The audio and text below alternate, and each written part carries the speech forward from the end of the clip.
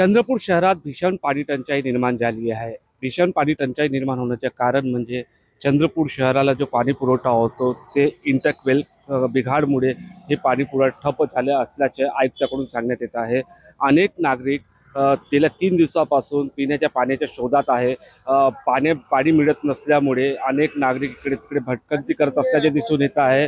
आणि आपण बघू शकतो जो मुख्य कार्यालय आहे पाणी पुरवठ्याच्या, त्या मुख्य कार्यालयामध्ये देखील टँकर उभे असल्याचे चित्र दिसत आहे। कारण की या भागामध्ये जो पाणी टाकी आहे त्या पाणी टाकीमध्ये देखील पाणी नसल्याचे चित्र दिसून येत आहे। सध्या उन्हाळ्याचे दिवस आहे, लोकांना पाण्याची मोठी गरज असते, परंतु पाणी पुरवठा होत नसल्यामुळे नागरिक त्रस्त होत असल्याचे चित्र दिसून येत आहे।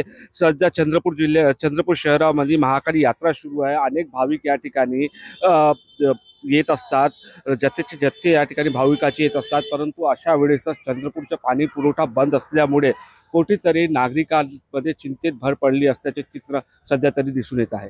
निलेश दहाट, TV9 मराठी, चंद्रपूर।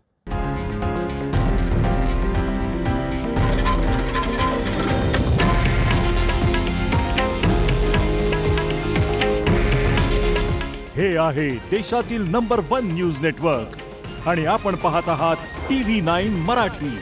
काळजी तुमची, हित महाराष्ट्राचं।